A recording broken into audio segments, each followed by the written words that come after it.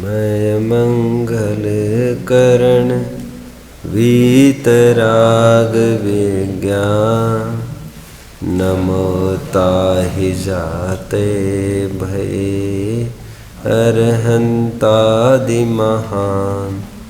करि मंगल करि हो महा, ग्रंथ करण को काज। जाते मिले समाज सब, पावे निज पद राज।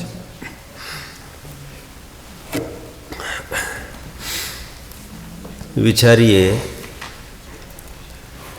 दो दृश्यों को आँखों के सामने लाइए।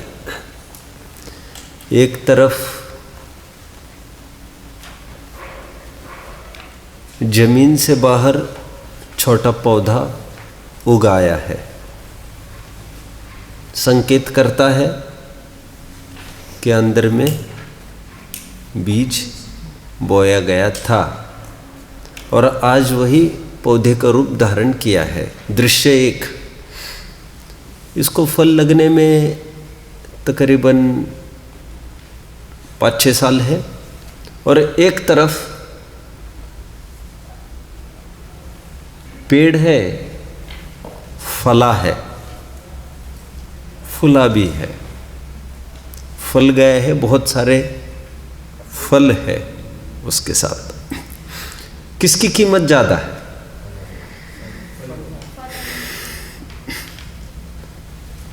विचार करने की बात है। मैंने आपको जो पेड़ बताया है वो पेड़ मैंने गिरे हुए पेड़ की बात की है, जो जड़ से उखड़ गया है। उसकी कोई कीमत नहीं होती। उसकी उतनी ही कीमत है, उतनी भी कीमत नहीं है जितनी कीमत के वे फल है क्योंकि वो तो गिरा हुआ है। अब कब जाएगा मार्केट में और एक साथ कैसे बिकेगा, कब बिकेगा, कोई भरोसा नहीं है। और इसको एक भी फल आज नहीं है, लेकिन आज नहीं सही फिर कभी आएगा जरूर। जब तक कमल जड़ से बंधा है तब तक कैसी भी सूरज की धूप, कड़कड़ाती धूप भी उसको सुखा नहीं सकती। और थोड़ा जड़ से अलग हो जाए फिर देखना आप उसको बिना कड़कड़ाती धूप के भी सामान्य धूप में ही मुरझा जाता है। जरूरत है उसका, बोलिए, जड़ से बना रहना। जब तक जड़ जिंदा है तब तक पेड़ की पूरी कीमत है।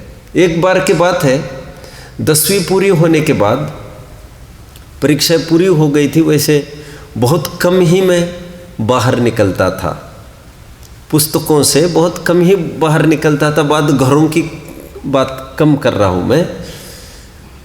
मैं बुकवर्म था, मैं निरंतर पढ़ता रहता था। तो छुट्टियाँ लग गई थी तो राहुल कदम मेरा एक दोस्त है, था, अभी तो सालों से संपर्क में नहीं है। तो खेत में घूमेंगे, आना मेरे खेत में। और जब चाहे बहुत कहता रहता था, इतनी खेती है, उतनी खेती है। लगभग 100 एकड़ खेती थी उसकी। तो फिर एक बार घूमते गए उसके खेत में। तो घूमते घामते वो बोला, पहले आदमी को बुलाया, नौकर को, और बोला, मेरे दोस्त आए हैं, उनके लिए अच्छे से अच्छे फल उनको पैक करके रख देने, ये जाते समय ले जाएंगे, भरपूर 10-20 किलो जितने चाहेंगे। उसका अनार का बगीचा था वो, और लगभग पूरा एक्सपोर्ट होता था उसका। लंदन वगैरह बड़े बड़े कंट्रीज़ में, बड़े बड़े शहरों में एक्सपोर्ट होता था। और एक साल में करोड़ों का टर्नओवर था उसका, करोड़ों का। अब इमेजिन कर सकते हैं सब खेती फलों की ही। तो मुझे उसने दिखाते हुए कहा, ये जो खेती है ना पूरी, ये बोले ये 60 लाख में इसका फल बिक गया है। आपको एक जानकारी के लिए मैं कह रहा हूँ क्या क्या होता है, हैरानी होगी आपको। ये 60 लाख में इसका सौदा हो गया है। उनका 60 लाख में सौदा हो गया इसका, इसको तो फल ही नहीं आए हैं अब। तभी तो 60 लाख में सौदा हुआ है। बोले यदि फल आते तो ये 1.5-2 करोड़ का माल है। बोले पूरा, ये पहले ही व्यापारी आते हैं, एजेंट आते हैं, वे खेती की निगरानी करते हैं, देखते हैं वे, और एक बार देखकर टाई अप हो जाता है। आपकी जितनी खेती है, जितना फल आएगा वो पूरा फल हम लेंगे, और डील भी हो जाता है। एडवांस भी 10-20 लाख का एडवांस भी मिल जाता है। अभी फूल भी नहीं है और बराबर दिखाता जा रहा था। और बहुत रेयर किसी इक्के दुक्के पेड़ में फल लगे भी होंगे, तभी तो ये भी कह रहा था और तोड़ना और तोड़ना। और फिर मैं ये भी पूछता रहा, तुम तो कह रहे हो जो डील हो गए, फिर तोड़ते कैसे जा रहे अपन? फिर कैसी बात करता है? बोले क्विंटलों तो गुंजाइश है इसमें तोड़ने की। ऐसा थोड़ी है कि बुक हो गए मतलब अपन कुछ भी नहीं खाएंगे। बोले वे भी ये मानकर ही चलते हैं, ट्रक भर हटने से उनको कोई फर्क नहीं पड़ता। और उसके बाद जब धर्म मार्ग में आया तो मुझे महिमा भाषित हुई, यदि जड़ सुरक्षित है तो उसकी कीमत बराबर होती है। पतझड़ का मौसम है और पेड़ सामने खड़ा है, क्या दिखेगा? क्या दिखेगा?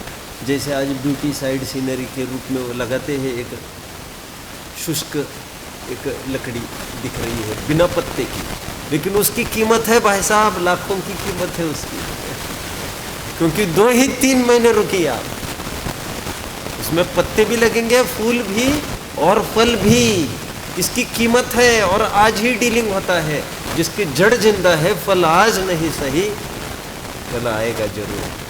लेकिन जो जड़ से ही उखड़ गया है, मूले नष्टे कुतः शाखा, जिसकी शाखा मूल ही नहीं है, जड़ ही नहीं है, उसकी शाखा फल फूल आदि के होने की कोई संभावना ही नहीं हुआ करती।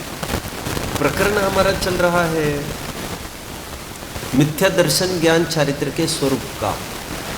आपको सबसे पहले बता दिया, मिथ्या दर्शन ये जड़ है, और मिथ्या दर्शन के होने मात्र से ही समस्त ज्ञान मिथ्या ज्ञान नाम पाता है, और वर्तने वाले राग द्वेष मिथ्या चारित्र नाम पाते हैं। इसलिए पूरा यत्न सम्यक दर्शन की प्राप्ति के लिए कराया गया है। जो अहम भूमिका समयसार ग्रंथ की, मोक्ष मार्ग प्रकाशक ग्रंथों की है, यह सम्यक दर्शन की उत्पत्ति के लिए है। मिथ्या दर्शन का स्वरूप हमने देखा, विपरीत मान्यता, 7 तत्व संबंधी भूल, कैसे उसका अभाव हो सकता है कि बात आई। फिर मिथ्या ज्ञान का स्वरूप हमने देखा। इसमें भी और थोड़ा सा समझना, सम्यक ज्ञान की ही अपेक्षा में बात करता हूँ, वैसे चर्चा करनी है मिथ्या ज्ञान की, मैं चर्चा कर रहा हूँ सम्यक ज्ञान की। ये नगर मेरा है, ये राज्य मेरा है, ऐसा ज्ञान बोलो। ऐसा ज्ञान बोलो। ये नगर राज्य मेरा है, ऐसा ज्ञान बोलिए। सिवाय ये बताए कि श्रद्धान सम्यक ही की मिथ्या है, कुछ भी कहना ही संभव नहीं है। क्योंकि मेरे भाई, निश्चय नय के साथ साथ व्यवहार नय भी सम्यक ज्ञान का अंश है। आप समझ रहे हैं मेरी बात को?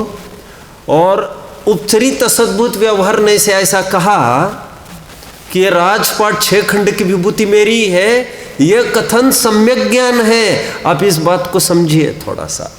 बल्कि नए सम्यक ज्ञानी के ही होते हैं, ज्ञानियों के ही होते हैं। अज्ञानियों के नए नहीं हुआ करते, उनके नया भास होते हैं। इसलिए ये ज्ञान, कौन सा ज्ञान?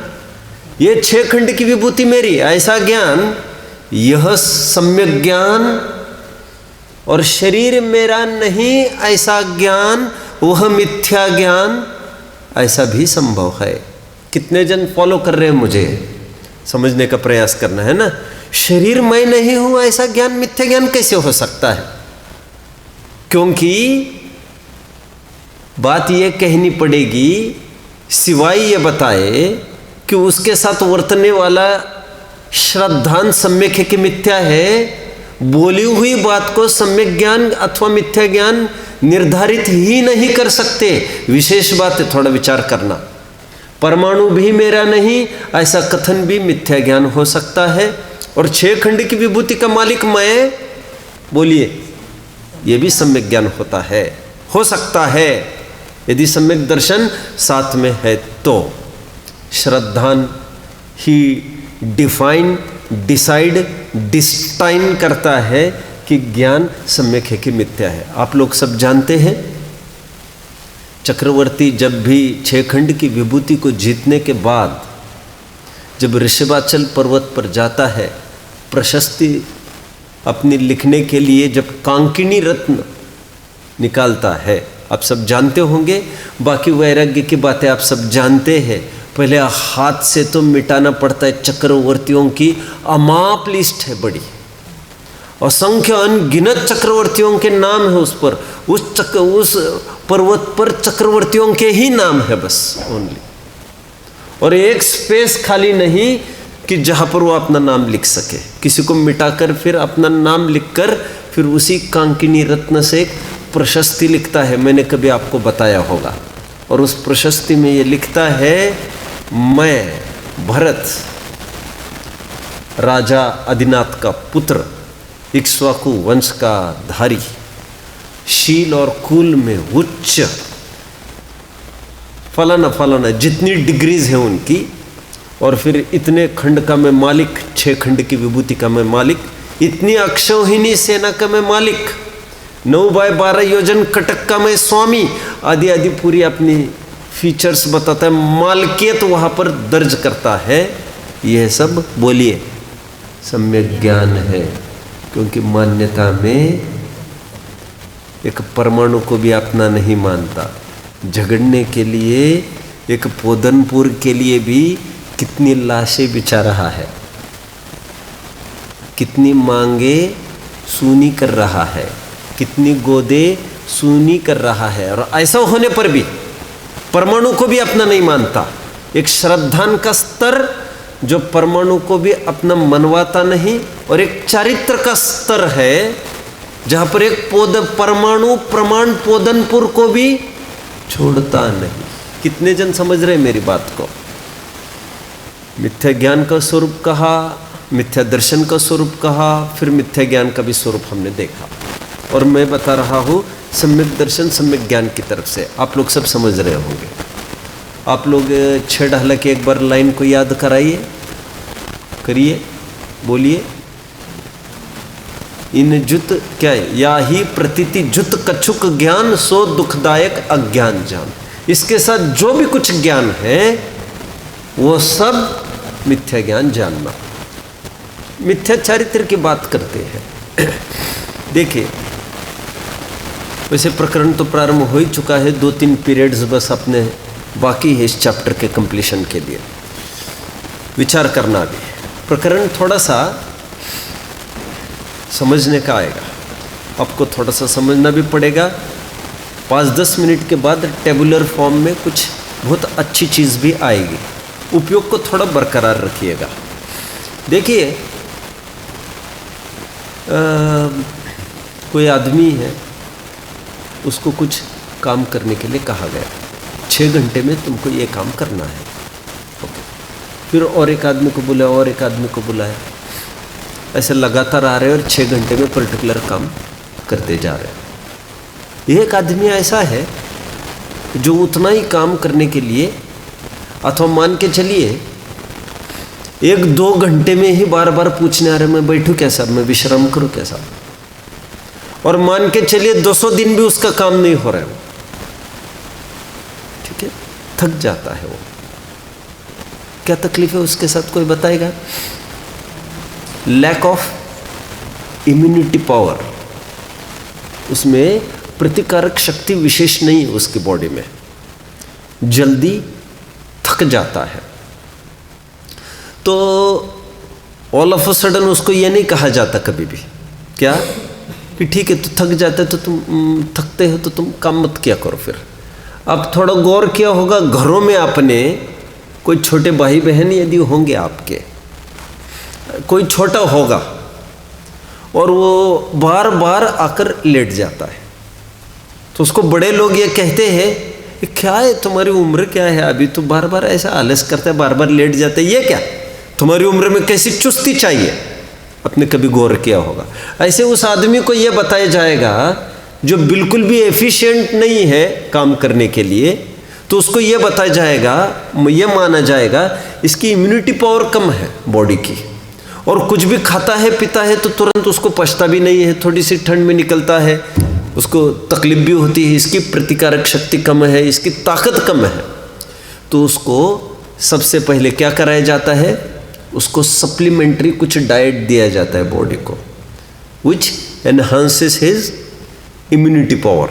और उससे क्या होता है, साल 2 साल के कोर्स के बाद ये भी हो सकता है वो बराबरी से सबकी बराबरी कर सके।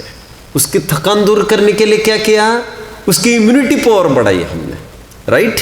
सबके बराबरी से काम करने के लिए क्या कराया, उसकी इम्यूनिटी पावर बढ़ाई, राइट। अब वो पहले जैसा नहीं थकता। एंड थरोली कई एक्सपेरिमेंट्स करने के बाद भी सफलता नहीं मिली, मान के चलिए, तो फिर ये मानकर चला जाता है नहीं ये हेल्पलेस है, ये केस होपलेस कह सकते हैं, हेल्पलेस कह सकते हैं, इनका कुछ नहीं हो सकता। तो फिर उनको कम काम दो, उसका बॉडी और प्रकृति ही ऐसे, कुछ नहीं हो सकता। हमने सब ट्राई करके देखा। 2 बातें उसके साथ की जाती है। कितने जन समझ रहे हैं? पहले सबसे पहले इम्यूनिटी पावर बढ़ाने का प्रयास किया जाता है कुछ सप्लीमेंट्री देकर। यदि नहीं बनता है तो फिर काम ही कम किया जाता है उसका, ऐसा होता है। अब आइए अपने प्रकरण पर, चारित्र का प्रकरण चल रहा है। जब भी किसी संयोग को देखा तो राग द्वेष रूप परिणमित हो जाता है ये जीव। उसके लिए क्या किया जाना चाहिए सबसे पहले बताइए कोई? First and foremost thing to be done is, बोलो, संयोग हटाने चाहिए। बोलिए, बोलो। सबसे पहले उसके मोह को कम करने का उपदेश दिया जाता है, क्योंकि मोह के कम होने पर वे ही प्रसंग जो मोह की अवस्था में इष्टानिष्ट भाषित होते थे, वो मोह हटने के बाद वे ही प्रसंग इष्टानिष्ट भाषित नहीं होते। तो सबसे पहले उपाय ये बताया जाता है, भेद विज्ञान करो। कोई भी प्रसंग, कोई भी घटना, people and conditions, situations are always powerless without your reaction. क्या कहा मैंने? People and situations are always powerless unless and until you react. If you don't react, you are making them powerless. If you react, you are making them powerful.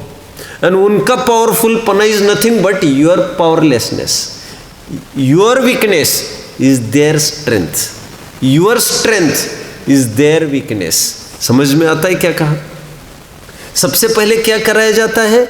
जिन शासन आपको यह उपदेश देता है, प्रसंगों को देख देख कर यदि आपको राग द्वेष होता है तो आपको यह बताया जाता है 6 द्रव्य 7 तत्व का विचार करो, देखिए फिर राग उत्पन्न नहीं होगा। कषाय पाठ पढ़ा है?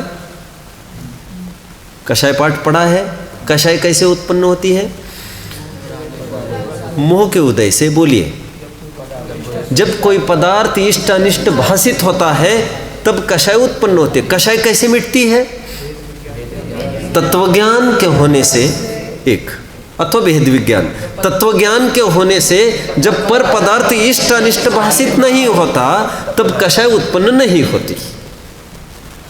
कषाय उत्पन्न कैसे नहीं होती का उत्तर ये नहीं दिया कहीं भाग में। क्या क्या नहीं दिया? अमुक संयोगों को हटाने से फिर कषाय दूर होती है, ऐसा तो नहीं बोला। कहने का तात्पर्य सबसे पहला स्टेज अपनाया जाता है वैराग्य, मोह को मंद करो। तो वे ही प्रसंग जो मोह अवस्था में सुख दुख भाषित होते थे, वे मोह के मंद होने के बाद वे भाषित नहीं होते, और मंद होने पर वे भी भाषित नहीं होंगे जो अभी मंद हालत में, मोह मंद की हालत में होते थे। मंदतम होने के बाद मोह मंदता की हालत में जो इष्टानिष्ट भाषित होते थे वे भी भाषित नहीं होंगे। कितने जन फॉलो कर रहे? और यदि आगे कोई पूरी करेगा मेरी बात को, I will be happy if anyone complete. और यदि बात को पूरी करो कोई, और यदि बात को पूरी करो। बहुत प्रयास कराने पर भी ऐसा नहीं बन सका, राग द्वेषों सीमित नहीं कर सका, तब तो फिर यह मान लिया जाता है इसकी भूमिका ही कुछ ऐसी है, तो फिर वैसा पर्टिकुलर संयोग कराया जाता है अथवा पर्टिकुलर संयोग से दूर रखा जाता है। फॉर एग्जाम्पल, शादी करना पाप है कि पुण्य है? बोलिए। ब्रह्मचर्य की खूब प्रेरणा पहले की जाती है, लेकिन एक पर्टिकुलर लिमिट के बाद यदि ऐसा ख्याल में ब्रह्मचर्य से नहीं रहा जा सकेगा, तो स्वयं ही पिता कुलवान शीलवान लड़के को देखकर अपनी लड़की की शादी उससे करा देता है। बट फर्स्ट थिंग, उसको ब्रह्मचर्य को उपदेश दिया जाता है। और इफ फाउंड इम्पॉसिबल, तो फिर जो भूमिका के योग्य हो वो किया जाता है। कितने जन समझ रहे? सबसे पहला उपाय, मोह के साथ टैकल करो, बैटल करो, क्योंकि वो तुम्हारी अपने बस की बात है। और यदि नहीं बन सका तो चरणान्योग की शैली में जैसा बताया गया है, आध्यात्मिक शैली में जैसा कहा है वैसा नहीं संभव हुआ, अथवा एक पर्टिकुलर एक्सटेंट तक संभव हुआ तो ठीक, लेकिन पूर्णतया संभव नहीं हुआ, तो चरणान्योग की जो विधि विधान शैली कही है फिर उसको आजमाया जाता है। कितने जन फॉलो कर रहे हैं? देखिए ना, चौथे गुण स्थान में एक पर्टिकुलर संयोग होते हैं, उसको रमने के कुछ साधन होते हैं। फिर रमने के मतलब जैसे युद्ध आदि कुछ भी कर सकता है। पंचम गुण स्थान में ये सब कुछ नहीं कर सकता, लेकिन वहाँ पर भी शादी ब्याह व्यापार धंधा तो फिर भी करता है। बहुत अच्छी भाषा में कहूँ, जो थोड़े दिन पहले कहा था, चौथे गुण स्थान में अन्याय अनिति अभक्ष का त्याग होता है एक। पांचवें गुण स्थान में न्याय नीति भक्ष में मर्यादा होती है, और छठवें आदि गुण स्थान में न्याय नीति भक्ष का भी पूर्णतया त्याग होता है। कितने जन फॉलो कर रहे हैं? ये तीनों स्तर की बात। व्यापार धंधे किए बिना रहा ही नहीं जा रहा है, क्योंकि नहीं, मुझे नहीं रहा जाएगा, मुझे स्वयं मुझे भूख को मैं नहीं रेजिस्ट कर पाऊंगा। तो फिर भूख को नहीं रेजिस्ट कर पाओगे तो तुम्हें कमाना पड़ेगा। तो फिर एक काम करना, न्याय नीति से कमाना, और फिर उसमें भी परिमाण करना, और फिर उसमें भी फिर उसका भी सर्वथा त्याग करना। एक पर्टिकुलर क्रम होता है उसका। ये अभी हमने प्रकरण देखा था, देखिए थोड़ा सा ऊपर एक लाइन हमने पढ़ी थी, उसको मैं फिर से रिवाइज कराता हूँ, फिर आपने आगे प्रकरण की तरफ बढ़ेंगे। देखिए ऊपर का एक पैराग्राफ पढ़ रहा था मैं, यहाँ इतना जानना, एक कार्य होने में, ये पैराग्राफ हो चुका था आपका, याद आ रहा है? ये पैराग्राफ हम पूरा कर चुके थे, लेकिन फिर से अपना लगभग 10 एक दिन का अंतराल हो गया बीच में, मुझे लग रहा है, इसलिए फिर से इसको रिपीट किया। एक कार्य के होने में अनेक कारण चाहिए, पेज नंबर 92 पर हूँ मैं। सो रागादिक होने में अंतरंग कारण मोह का उदय है, वह तो बलवान है, और बाह्य कारण पदार्थ है, वो बलवान नहीं है। समझ रहे हैं आप लोग बात को? बाह्य कारण बलवान नहीं है। जिसकी ताकत सम्यक दर्शन पैदा करने की हुई हो, उसके लिए बाहर कोई निमित्त होना जरूरी नहीं है। ओके? और जिसकी ताकत ही नहीं हो और बाहर में कितनी ही तीर्थंकरों के बीच में बैठा हो, सॉरी कितने ही केवलियों के बीच में बैठा हो, तीर्थंकरों के सामने बैठा हो, केवली श्रुत केवली के पाद मूल में, फिर भी उसका काम नहीं होता। आप लोग सब जानते हैं 6 महीने 8 समय में 608 जीव मुक्त होते हैं और कम से कम 20 तीर्थंकर होते हैं। कम से कम ढाई द्वीप में 20 तीर्थंकर होने का विधान है। 20 तीर्थंकर होने की स्थिति में भी कितने होते हैं? 608 ही मुक्त होते हैं। और 170 तीर्थंकर भी हो जाए, कितने मुक्त होते हैं? 608 ही होते हैं। मतलब निमित्त की घटोतरी बढ़ोतरी से कोई फर्क नहीं पड़ता। आप समझ रहे होंगे बात को। देखिए, और बाह्य कारण पदार्थ है वह बलवान नहीं है। महामुनियों को मोह मंद होने से बाह्य पदार्थों का निमित्त होने पर भी राग द्वेष उत्पन्न नहीं होता। पापी जीवों को मोह तीव्र होने से बाह्य कारण न होने पर भी उनके संकल्प ही से राग द्वेष होते हैं। कंपैरिजन किया था, आपको याद आ रहा होगा। ये मूल मंत्र है हमें सुखी होने का, क्योंकि यंगस्टर्स को इस एज में लगभग यही रहता है कि हम कितने कमाएं तो हम अचीव कर पाएंगे, ऐसा होता है। और जिनके बीच में उठते बैठते हैं वैसा स्टैंडर्ड ऑफ लिविंग, और फिर स्टैंडर्ड ऑफ लिविंग मेंटेन करने के लिए वैसा cost of living, and cost of living maintain करने के लिए वैसी अर्निंग्स हो, और अर्निंग सहजता से नहीं हो तो बाय हुक और क्रुक नहीं हो, ऐसा। तो ये हमको समझ में आए कि बाहर का कोई भी प्रसंग सुख दुख में कारण नहीं है। देखिए, पापी जीवों को मोह तीव्र होने से बाह्य कारण न होने पर भी उनके संकल्प ही से राग द्वेष होते हैं, इसलिए मोह का उदय होने से राग अधिक होते हैं। ये प्रसंग ये देखा था हमने। मैं 2-3 प्रकरण और पढ़ के दिखाना चाहता हूँ। थोड़ा सा पेज 60 पर आइए आप। ये मुनियों के ही उदाहरण की बात 2-4 जगह स्वयं टोडरमल जी ने की है। कोई भी प्रसंग गृहस्थों के साथ हो जाए और कोई भी प्रसंग यदि मुनि के साथ हो जाए तो उसका फर्क करते हैं, और फर्क मोह की मंदता की तरफ से डाल रहे हैं। पेज नंबर 60 पर आ गए आप। देखिए, पेज नंबर 60 पर एक प्रकरण देखा था हमने। देखिए नीचे आइए। तथा पुत्र धनादिक से मिल रहा है नीचे के पैराग्राफ में ऊपर से तीसरी लाइन। तथा पुत्र धनादिक से अधिक मोह हो तो अपने शरीर का कष्ट सहे, उसका थोड़ा दुख माने, और उनको दुख होने पर अथवा उनका संयोग मिटने पर बहुत दुख माने। और मुनि हैं वे शरीर को पीड़ा होने पर भी कुछ दुख नहीं मानते, इसलिए सुख दुख का मानना तो मोह ही के अधीन है। यहाँ पर भी सेम प्रकरण चल रहा है। और एक जगह आइए, 153 पेज खोलिए थोड़ा सा। श्वेतंबर मत खंडन का प्रकरण चल रहा है। वहाँ पर श्वेतंबर भाई ये बोल रहे हैं कि हमारे मुनिगण हैं, वे शीत आदि की बाधा से बचने के लिए थोड़े से वस्त्र अंगीकार कर लेते हैं, तो क्या हो रहा है, इसमें क्या फर्क पड़ता है?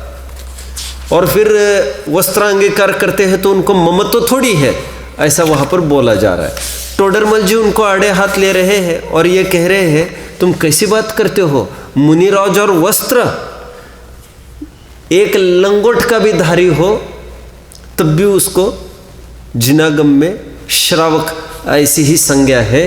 और हेतु देते समय ये कह रहे पंडित जी, मुनियों के और गृहस्थों के परिणामों की एक रूपता समानता नहीं है।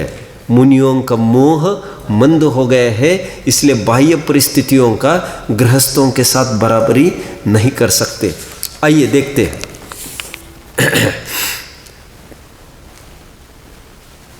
प्रकरण वही चल रहा है। देखिए ऊपर से, फिर कहोगे वस्त्रादिक को कोई ले जाए तो क्रोध नहीं करते, क्षुदादिक, नीचे बहुत ऊपर चला गया।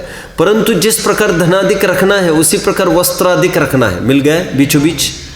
लोक में परिग्रह के चाहक जीवों को दोनों की इच्छा है, इसलिए चोरादिक के भयादिक के कारण दोनों समान है, तथा परिणामों की स्थिरता द्वारा धर्म साधन ही से परिग्रहपना न हो तो किसी को बहुत ठंड लगेगी, वह रजाई रखकर परिणामों की स्थिरता करेगा और धर्म साधेगा, सो उसे भी निष्परिग्रही कहो। इस प्रकार गृहस्थ धर्म मुनि धर्म में विशेष क्या रहेगा? जिसके परिशह सहने की शक्ति न हो, वह परिग्रह रखकर धर्म साधन कर उसका नाम करे, उसका नाम गृहस्थ धर्म है। और जिसके परिणाम निर्मल होने से परिशह से व्याकुल नहीं होते, वह परिग्रह न रखे और धर्म साधन करे, उसका नाम मुनि धर्म है। आगे स्वयं आगे बात करते हैं। देखिए नीचे आइए, बीचों बीच देखिए। चलो ऊपर ही से देखो। फिर कहोगे शीत आदि के परिशह से व्याकुल कैसे नहीं होंगे?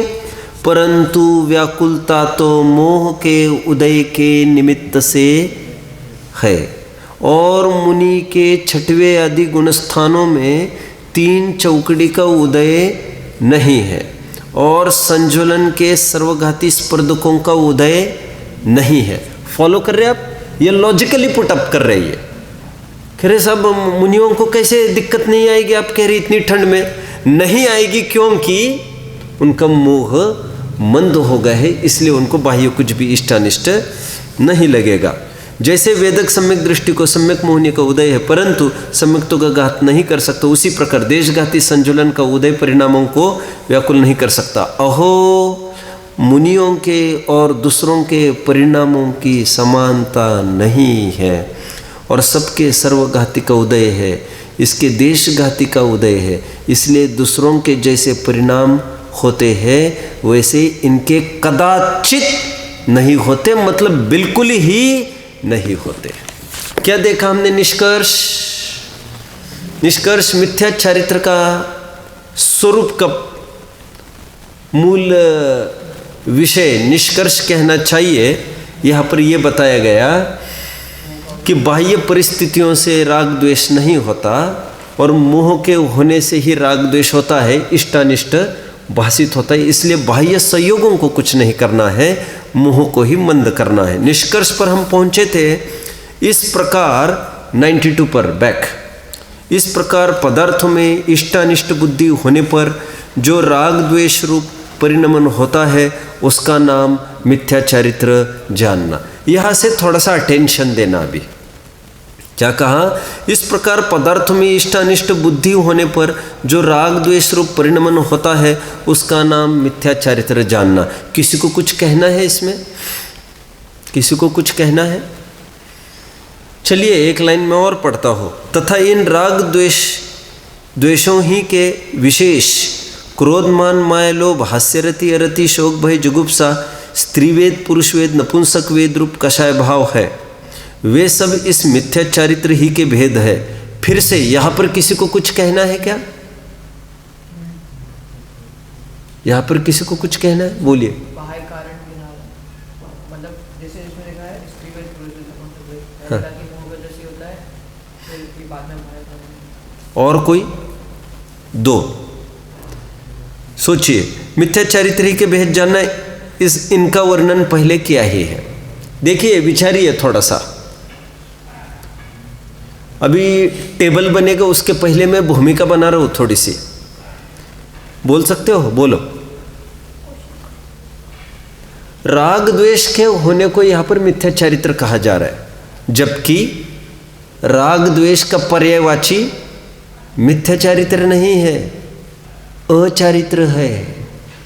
और राग द्वेष तो मुनियों के भी होते हैं, ऐसे नहीं लेकिन वैसे होते हैं, मंद होते। लेकिन राग द्वेष ही का नाम मिथ्या चारित्र नहीं है, इष्ट अनिष्ट बुद्धि ही का नाम मिथ्या चारित्र नहीं है। लेकिन यहाँ पर उन राग द्वेषों की बात कर रहे हैं जो मिथ्या दर्शन से युक्त हो, इतना आपको समझना पड़ेगा। गेटिंग? आगे का प्रकरण इसी से कनेक्टेड है पूरा। छेड़ाले की एक लाइन फिर से याद दिला दीजिए। इन जित विषयनी में जो प्रवृत्त ताको जानो मिथ्या चारित्र। और इनसे रहित यदि विषयों में प्रवृत्ति हो तो मिथ्या चारित्र संज्ञा नहीं मिलती उसको।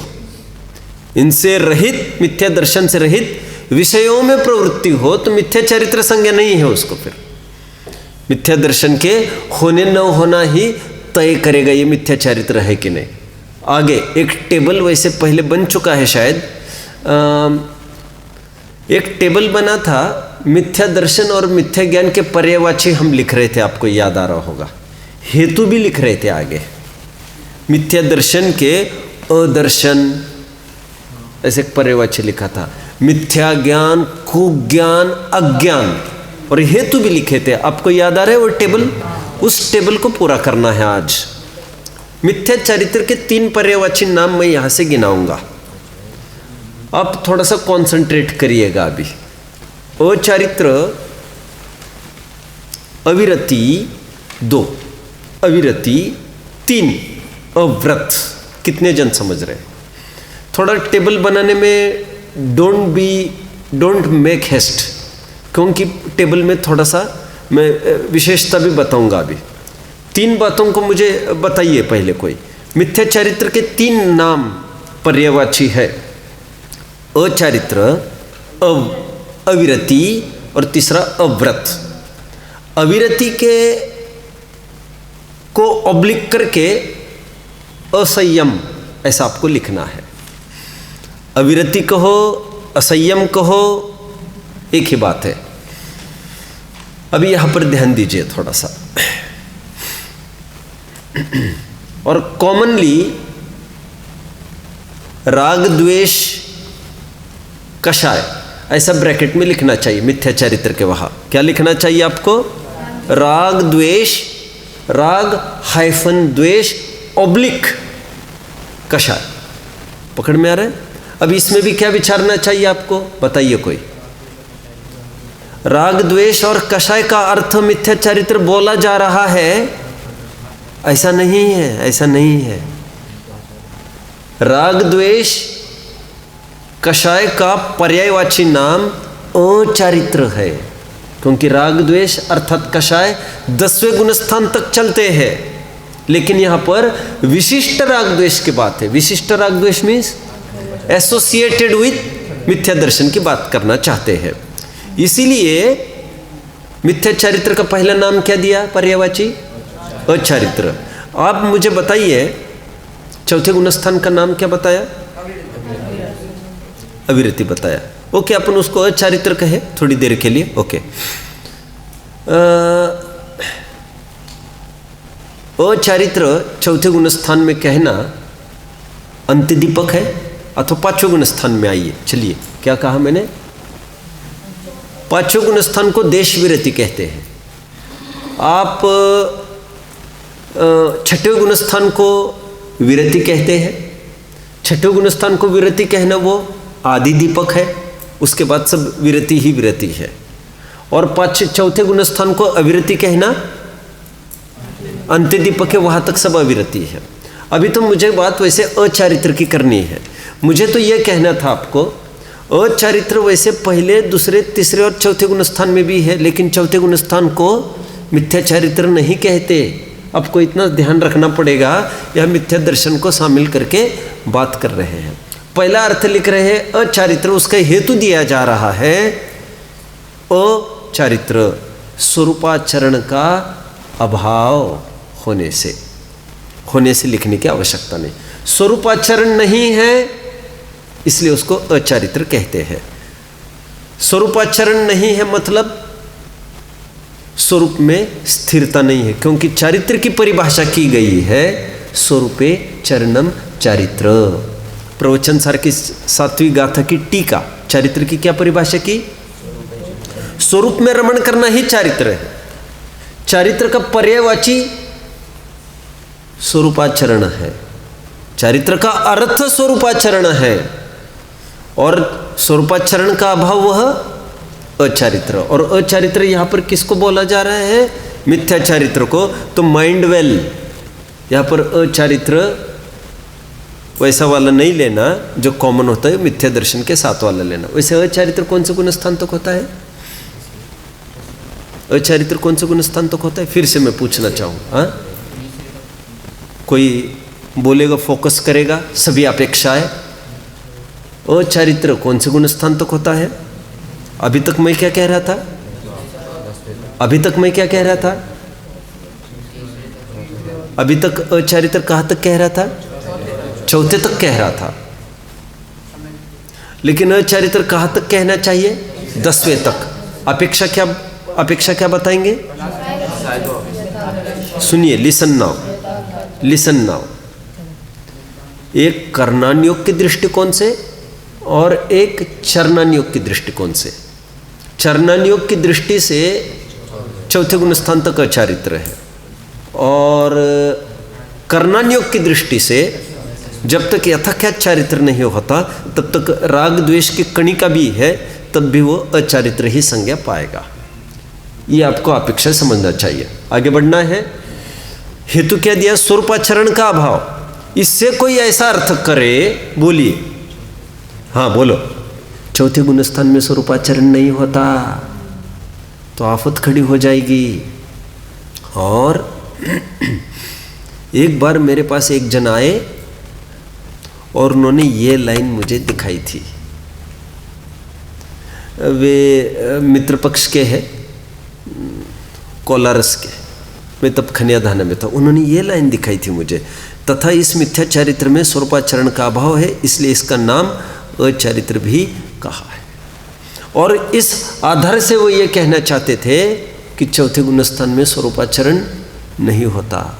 लेकिन भले आदमी यदि चौथे में स्वरूपाचरण नहीं कहोगे, बात को पूरी करो, तो वहाँ पर मिथ्या चारित्र कहोगे क्या? और भारी आपत्ति पड़ेगी फिर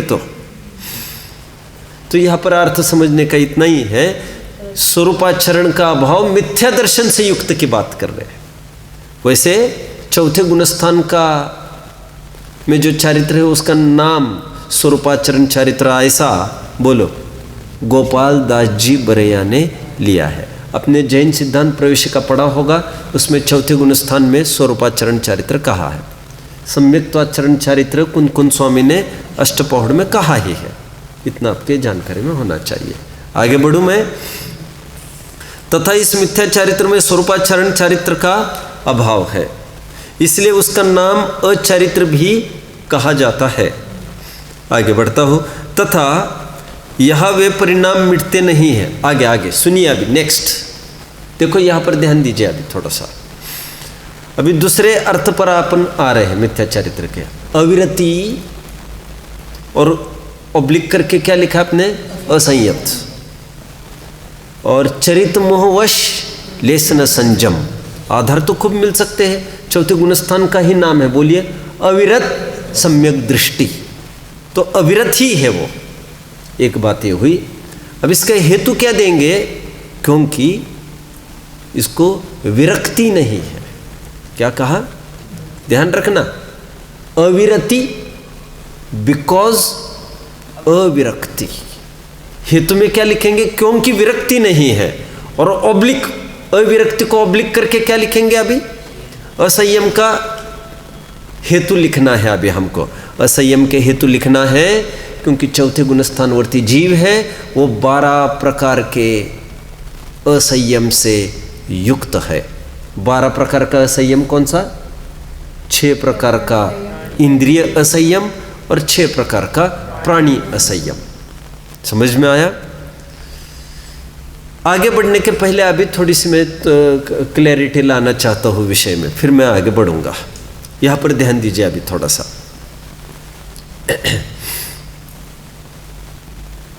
किसी भी टर्म को समझने के लिए हमको थोड़ा सा डेप्थ में जाना पड़ेगा।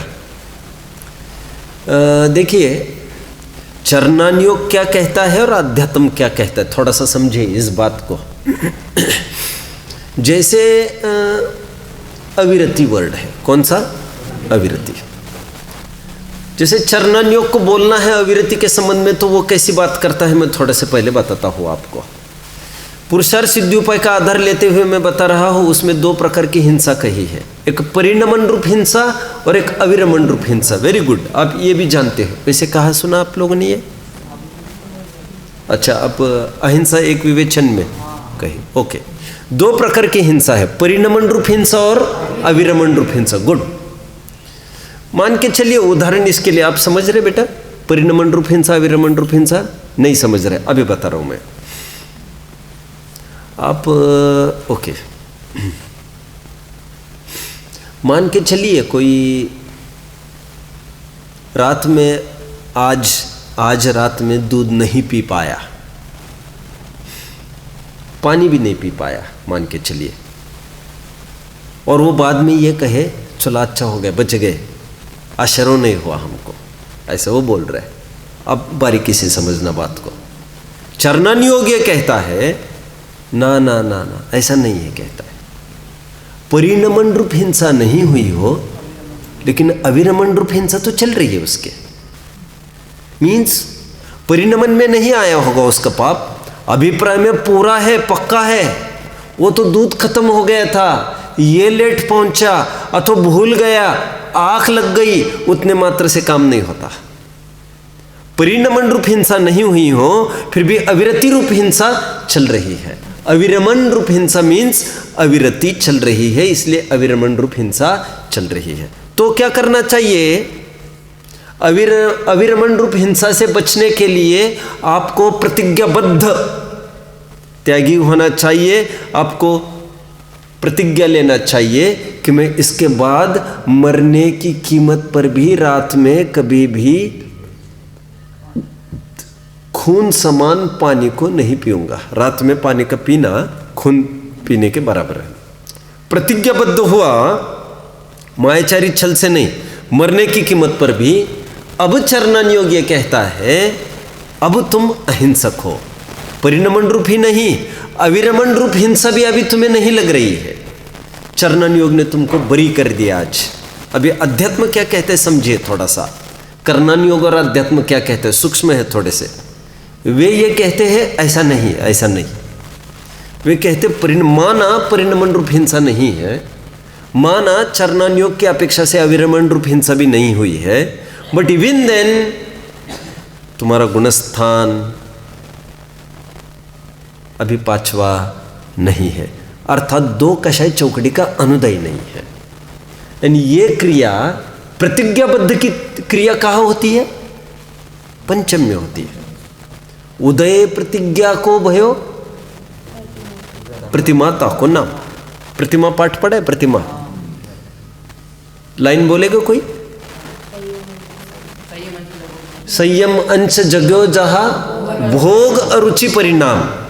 आगे उदय प्रतिज्ञा को भयो प्रतिमाता को नाम। पंचम गुण स्थान वर्ती योग्य प्रतिज्ञा होना जरूरी है। चरनन योग की तरफ से तुमने प्रतिज्ञा तो ले ली, लेकिन दोष कषाय चौकड़ी का अनुदय नहीं है तुमको। इसका मतलब ये हुआ अभी भी प्रतिज्ञा लेने पर भी यू आर अविरति। अविरति समझ में आ रहा है? उसको ये कहा जाएगा बंदगी तो देव आयु उसको, लेकिन क्या कहा?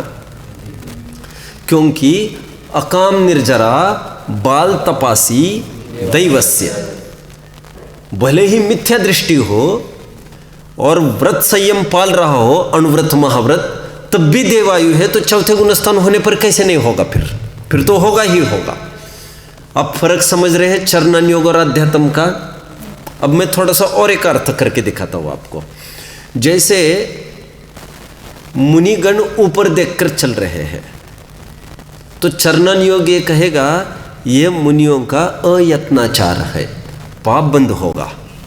अभी देख देख कर नीचे चलने लग गए, चरनन योग क्या कहता है? यत्नाचारी है, ये यत्नाचारी है। लेकिन कर्णन योग के थर्मोमीटर ने ऐसा नापा कि इनका गुणस्थान चौथा है अथवा पांचवा है, तो वो कर्णन योग अथवा अध्यात्म उनको अभी भी क्या कहता है? कहते वे यत्नाचारी नहीं है, वे अयत्नाचारी है अभी भी, और उसका आश्रय उनको बराबर हो रहा है, क्योंकि गुणस्थान तय करेगा किसका किसका कितना आश्रय होता है। आप समझ रहे हैं? अभी मैंने इतना सारा इसीलिए कहा आपको क्योंकि यहाँ पर अविरति अथवा असंयम का अर्थ आपने को करना था। और असंयम मतलब यहाँ पर 12 प्रकार का असंयम, 6 प्रकार के प्राणी असंयम और 6 प्रकार का इंद्रिय असंयम। भले ही बाहर की क्रिया करता होगा, चरनन योग ने उसको व्रति बोल दिया होगा, लेकिन यहाँ पर वो बात नहीं चल रही है। यहाँ पर आध्यात्मिक परिवेश में जब मिथ्या दर्शन है, गुणस्थान तुम्हारा पहला है, तो यह सब अविरति ही संज्ञा पाएगा, विरति नहीं। दूसरी बात हो गई पूरी। अपन 3-4 लाइन और आगे बढ़ लेते। देखिए, तथा यह वे परिणाम मिटते नहीं हैं। परिणाम मिटते नहीं, परिणाम बरकरार रहते हैं। भले ही प्रतिज्ञाबद्ध हो गए वो, लेकिन परिणाम कैसे फिर बने रहेंगे, कोई बताएगा? अबुद्धिपूर्वक, भले उसके पकड़ में नहीं आए, बने रहते हैं। रामचंद्र जी ने काफ़ी बार उदाहरण देते हैं अपन रामचंद्र जी ने किसी स्त्री का हरण किया था किसी के साथ छेड़छाड़ नहीं, लेकिन अभी उनको उसका आश्रय चल रहा है। ऐसा कैसे हो सकता है? रावण आप सब जानते हैं सम्यक दृष्टि था, और पंचम गुणस्थान तक भी उन अतिचारों का लगना कहा है। उन अतिचारों का अभाव होने के लिए आपको 5वें गुणस्थान का दूसरी प्रतिमा से आगे बढ़ना पड़ेगा, तब जाकर आप बच सकोगे उसको। आप पकड़ रहे मेरी बात को? आपने चरणान्योग पर केवल प्रतिज्ञा ली है, उससे काम नहीं बनेगा आपका। भले आपके पकड़ में नहीं आ रहा हो। बोलो, रामचंद्र जी जुए के त्यागी है कि नहीं? मध्यमांस के त्यागी है कि नहीं? बोलिए आप। मध्यमांस, हमने स्वप्न में भी कभी मध्यमांस को विचारा नहीं है, फिर भी हम त्यागी नहीं है, क्योंकि उनका त्याग होने के लिए बोलिए मध्यमांस मधु का त्याग पंचम गुण स्थान में निरतिचार रूप से कहा है, चौथे में कहा है, वह सातिचार रूप से कहा है, स्थूल रूप से कहा है। हम हमारी बुद्धि सापेक्ष मरने की कीमत पर भी सेवन नहीं करते, तो ऊपरी भले ही ये लगे कि निरतिचार रूप से पल रहे, लेकिन गुणस्थान ऐसा नहीं बोलता। आगे बढ़िए। तथा यह वे परिणाम मिटते नहीं हैं अथवा विरक्त नहीं है, इसलिए इसी का नाम असंयम कहा जाता है या अविरति कहा जाता है। क्योंकि अविरति के लिए क्या हेतु दिया अपन ने? विरक्ति नहीं होना। और असंयम के लिए क्या हेतु दिया? जो आगे आ रहा है, क्योंकि 5 इंद्रियों और मन के विषयों में तथा पंच स्थावर और तरस की हिंसा में स्वच्छंदपना हो तथा उनके त्याग रूप भाव नहीं हो, वही 12 प्रकार का असंयम या अविरति है। गेटिंग? यहाँ पर एक इंपॉर्टेंट वर्ड डाल दिया, स्वच्छंदपना, जिसने ये तय कर दिया कि ये प्रकरण मिथ्या दृष्टि का चल रहा है। समझ में आ गया? होने को तो चौथे में भी होता है, लेकिन स्वच्छंदपना विशेषण जुड़ा, उससे बात तय हुई। आगे देखिए, कषाय भाव होने पर ऐसे कार्य होते हैं, इसलिए मिथ्या चारित्र का नाम असंयम या अविरति जानना। तीसरी बात पर हम आते हैं अभी, अव्रत। अभी अव्रत का ऐसा ही अर्थ समझना। व्रत कितने हैं?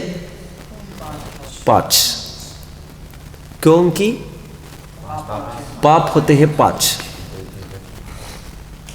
पहला सूत्र 7वें अध्याय का, हिंसा नृत्स्तेया ब्रह्म परिग्रहेभ्यो विरतिर्व्रतम। और यहां पर यह कहा जा रहा है अव्रत क्यों? क्योंकि हिंसा आदि 5 पाप का त्यागी नहीं है, इसलिए। गेटिंग? अब चरणान्योग ने भले उसको सर्टिफाई करा दिया, क्या? यह अणुव्रति नहीं, महाव्रति है। और फिर भी मिथ्या दर्शन का साथ होने से उनको क्या कहा जा रहा है? यह अव्रति है। क्योंकि हेतु दो, क्योंकि परिणाम मिटते नहीं हैं। क्या कहा? अरे अभी यहां आया ना, क्योंकि परिणाम मिटते नहीं है। नहीं, सब परिणाम भी नहीं होता। हमको अभिप्राय है तो परिणाम भी है। समझ में आ गया? अभी नहीं हो रहा है तो क्या हुआ? कभी भी हो सकता है, ऑल ऑफ अ सडन। ठीक है? देखो, अभिप्राय में पढ़ा था मधुराजा के, इसलिए ऑल ऑफ अ सडन दीक्षा भी आ गई। युद्ध भूमि में अभिमन्यु के अभिप्राय में पढ़ा था मुनि मार्ग ही सर्वोत्कृष्ट सर्वोपरि है, इसलिए वो अचानक आ गया मुनि मार्ग मैदान में ही। मैं कह रहा हूँ जैसे एक निर्भया कांड की मैं बात कर रहा हूँ। निर्भया कांड जानते हैं? दिल्ली का, राइट?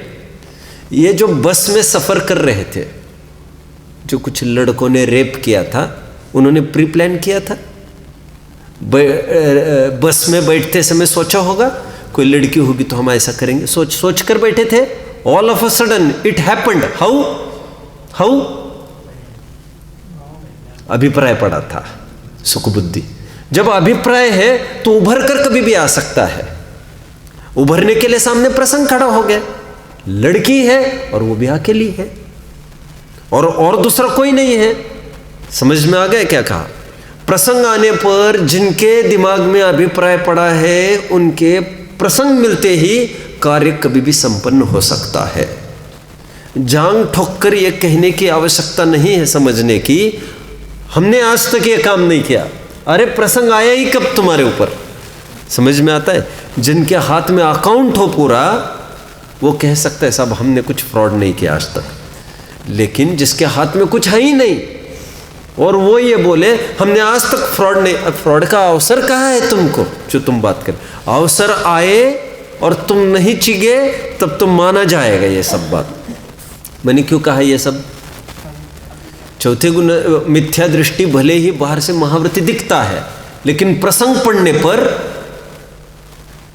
भंग ख्याल में आ सकता है उसके, क्योंकि अभिप्राय में उसके भूल पड़ी। मिथ्या दर्शन है तो उसका अव्रत भी माना जाएगा भले ही बाहर में महावृत्ति हो। देखिए, तथा इसी का नाम अव्रत जानना, क्योंकि हिंसा, अनृत, अस्तेय, अब्रह्म, परिग्रह इन पाप कार्यों में प्रवृत्ति का नाम अव्रत है। इनका मूल कारण प्रमत्त योग कहा है।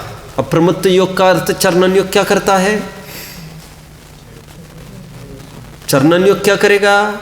चरणन योग नहीं करता यह अर्थ। चरणन योग प्रमत्त योग का अर्थ ये नहीं करता। चरणन योग का अर्थ जैसे मैं अभी यत्नाचार कर रहा था, अयत्नाचार, उसको यहां पर प्रमाद कह रहे हैं। यहां वहां देखकर चल रहे तो चरणन योग कहेगा ये प्रमाद है इसको, और देख देख कर चल रहे हैं तो अध्यात्म उसको भी प्रमाद कह सकता है यदि गुणस्थान पतित हो। इनका मूल कारण प्रमत्त योग कहा है। प्रमत्त योग है वह कषायमय है, इसलिए मिथ्या चारित्र का नाम अव्रत भी कहा जाता है। ऐसे मिथ्या चारित्र का स्वरूप कहा। हिंसा में प्रमाद परिणति मूल है। आगे प्रकरण आने वाला है, आगे इसको पूरा कर लेते हैं अभी। इस प्रकार इस सांसारी जीव के मिथ्या दर्शन, मिथ्या ज्ञान, मिथ्या चारित्र रूप परिणमन अनादि से पाया जाता है। इससे क्या निष्कर्ष निकला? निष्कर्ष इस अध्याय में अग्रहित मिथ्यात्व की बात चल रही है। कौन से शब्द से पकड़ा हमने? अनादि यहाँ पर पढ़ा है। ऐसा परिणमन एकेंद्रिय आदि असंगी पर्यंत तो सर्व जीवों के पाया जाता है, तथा संगी पंचेंद्रियों में सम्यक दृष्टि को छोड़कर अन्य सर्व जीवों के ऐसा ही परिणमन पाया जाता है। Very easy, just read out करना है। परिणमन में जैसा जहाँ संभव हो वैसा वहाँ जानना। क्या कहा? इसका अर्थ क्या लेंगे? जैसे जहाँ हो वैसा वहाँ जानना, मतलब गति के अनुरूप वैसा वहाँ जान लेना, क्योंकि सभी गतियों की क्वालिटी एक सरी की नहीं हुआ करती। नहीं समझे? जैसे 8 मूल गुण बताए हैं, पानी छान कर पीना एक मूल गुण बताया, राइट? सम्यक्त्व की पात्रता है। तो कोई ये प्रश्न कर सकता है तो नारकी भी छानते हैं क्या? नारकी पीते ही नहीं तो छानते कहा कि क्या बात है? अच्छा तो फिर क्या तिरंज छानते हैं क्या? नहीं, उनके पास वैसी व्यवस्था ही नहीं है, एबिलिटी नहीं है उनके पास। तो जिनके जैसा संभव हो वैसा लगाना चाहिए। समझ में आया? ऐसा जैसे देखो, परिणमन में जहाँ जैसा संभव हो वैसा वह जानना। जैसे एकेंद्रिय अधिकों को इंद्रिय अधिक की हीनता अधिकता पाई जाती है, और धन पुत्रादिक का संबंध मनुष्यादिक को ही पाया जाता है। इन्हीं के निमित्त से मिथ्या दर्शनादिक का वर्णन किया है। उसमें जैसा विशेष संभव हो वैसा जानना।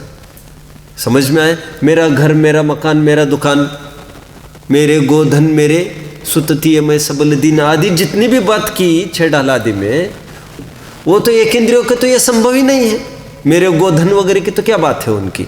जिसके जितना जैसा संभव हो वैसा समझना मनुष्यों की अपेक्षा कथन यहाँ से किया जा रहा है। तथा एक इंद्रिय अधिक जीव इंद्रिय शरीर अधिक का नाम नहीं जानते, परंतु उस नाम के अर्थरूप जो भाव है उसमें पूर्वोक्त प्रकार से परिणमन पाया जाता है। जैसे मैं स्पर्शन से स्पर्श करता हूँ, शरीर मेरा है ऐसा नाम नहीं जानता, तथापि उसके अर्थरूप जो भाव है उस रूप परिणमित होता है। तथा मनुष्य आदि कितने ही नाम भी जानते हैं और उनके भाव रूप परिणमन करते इत्यादि विशेष संभव है उन्हें जान लेना। इसकी थोड़ी बहुत चर्चा कल प्रारंभ में कर सकेंगे। सिंपल प्रकरण है और एक अंतिम प्रकरण बचा अभी, मोह की महिमा, 1-2 पीरियड में उसको हम पूर्ण करेंगे। ओम।